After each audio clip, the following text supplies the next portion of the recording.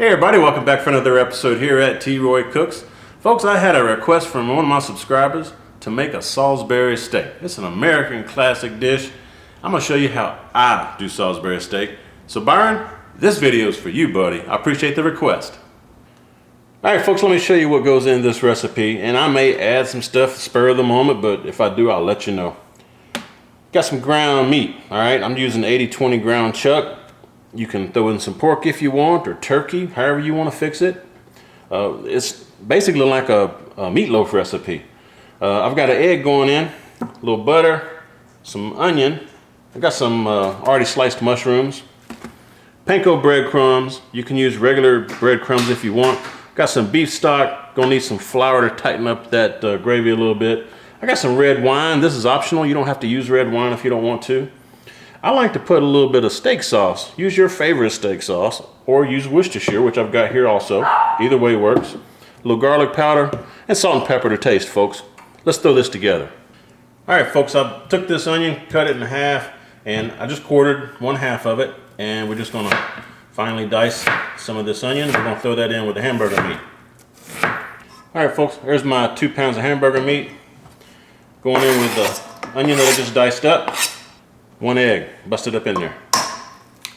Just like so. Breadcrumb, or panko breadcrumbs, however you want to work. About 1/4 cup or so. Yeah, that's probably enough. Garlic powder. Oh, not a whole lot. Maybe a couple teaspoons or a tablespoon, somewhere in that range. Just like so. Steak sauce. Again, use your favorite. This happens to be my favorite. We're going to go in with a good bit, maybe a couple tablespoons. That's going to help keep it moist along with the onion. Going to need some salt and pepper, maybe a teaspoon of salt, a teaspoon of pepper. If you got it, use fresh cracked black pepper. That's good stuff. All right, and I'm thinking, is there anything else I need to put in here? I think that's about it. Now all you got to do is mix all that up. The best way to do it, just mix it with your hands, folks. So we'll do that, be right back.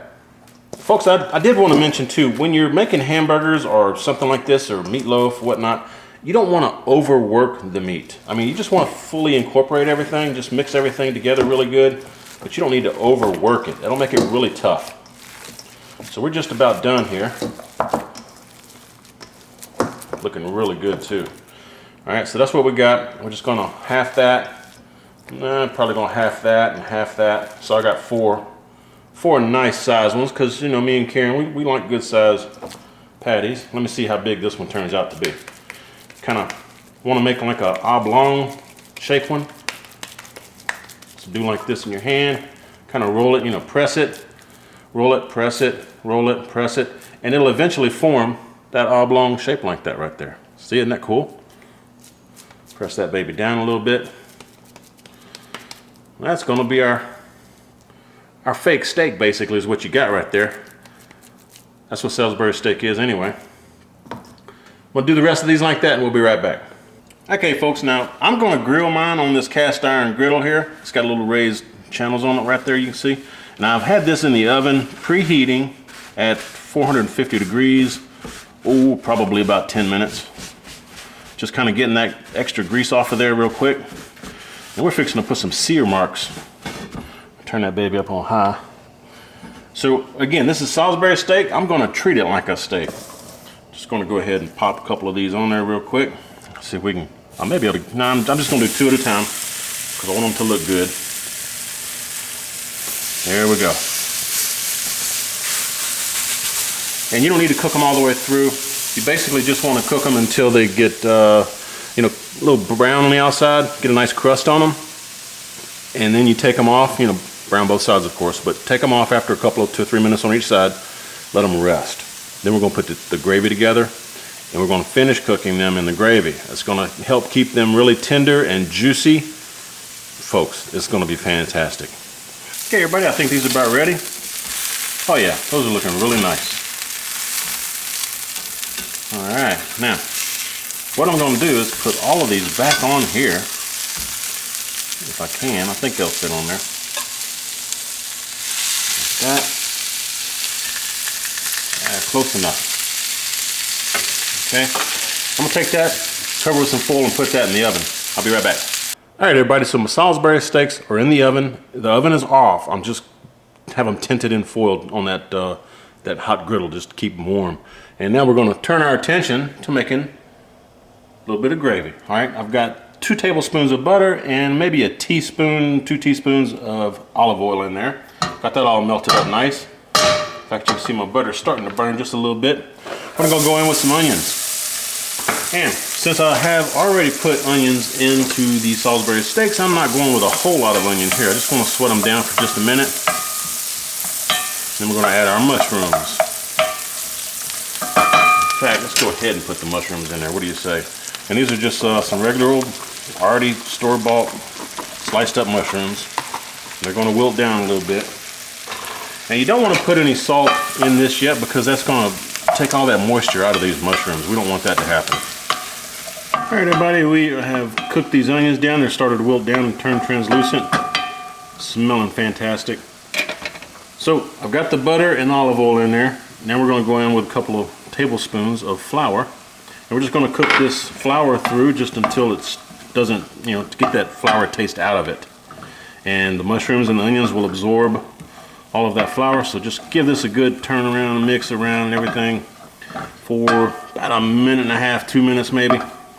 And again, we're still over like a medium to a high flame here. But you don't want to burn that flour. Just keep stirring it around. Meet you back here shortly. And now we've let this go for probably a minute and a half. And it's time to put in a little bit of this, I got red wine here. And if you don't want red wine, just put beef broth, because we're going to use some beef broth in here in a little bit.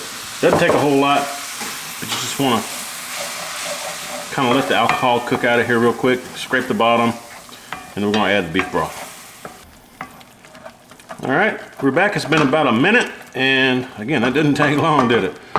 Gravies usually make up pretty quick. So, by smelling fantastic too. Holy moly. All right, so now, beef broth. Just regular beef stock, actually, not broth. Broth has a lot of sodium in it. So give this a good mix real quick and let that that flour mixture incorporate into the beef stock here. And this is the beginnings of our gravy. So once this gets mixed in, we're going to add more beef stock and just keep adding more and more until you get the amount of gravy that you think you will need. And then what we're going to do is bring it up to a boil. Once it brings up to a boil, then we're going to turn it back down to simmer, and we're going to slowly simmer it. And that'll condense everything. It'll kind of evaporate some of the liquid out of it. And that will intensify the flavors of this gravy. And then once we turn the burner down, we're going to add our Salisbury steaks back in here and let them finish cooking. So we'll catch you back here in a few, folks. All right, folks, my gravy has just come up to a boil. I've turned it down to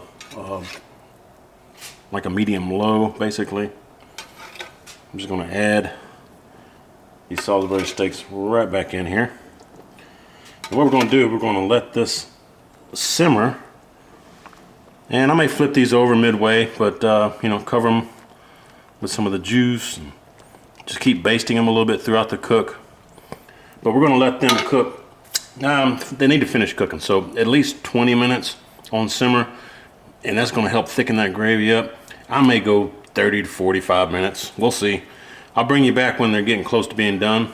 You don't have to put a lid on it. Just we're going to let some of these the liquid thicken up and evaporate a little bit and intensify in flavor, and also cook these Salisbury steaks. So we'll be back. All right, folks. Got some gravy here. I used all 32 ounces of that beef stock. I've got some corn starch, heaping teaspoon. You can see the teaspoon here. Along with that much water, probably 4 ounces or so. Gonna throw a little bit of this Worcestershire in there. That's gonna darken up this slurry here. And I did let this kind of evaporate, let it kind of go down to about a third or so, but it didn't thicken up on me like I wanted it to, so I didn't use enough of the flour mixture in the beginning. So we're just going to put some of that cornstarch in there. That's gonna thicken this up really nice. So it's still boiling here. And once it comes back up to a boil, I'll let it boil for maybe 30 seconds. I'm gonna turn it down to simmer, keep everything warm. We're gonna plate it up here very shortly. But folks, doesn't that look fantastic? Oh my gosh. You can already see it's kind of thickening up a little bit. Oh yeah, man, that's gonna be some nice gravy, folks. And it tastes fantastic too. Doesn't need any salt, pepper, anything like that. All the ingredients that I put in the beginning worked wonders. All right, be back plating it up here shortly. All right, everybody, got this plated up. It's a really super nice plate. Let me show it to you real quick here. Check that out. Light's kind of messing with me over here, but that's some fine looking food right here, folks. Smells fantastic. Let's cut into it. Let's see what we got. Just fork tender. Here we go. Bottoms up. Oh man, that is some kind of grill. A little bit of wine in the gravy, it really adds something to it. Meat's just super moist, tender. It's not falling apart, but it's really, really super tender. I appreciate y'all joining me tonight. I hope you give us a try. Again, fantastic meal, thumbs up from me. Hope y'all share this video.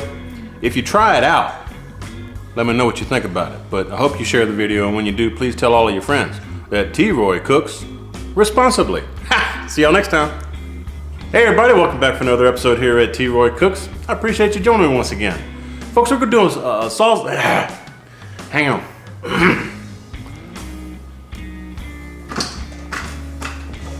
Well, come on in, girls.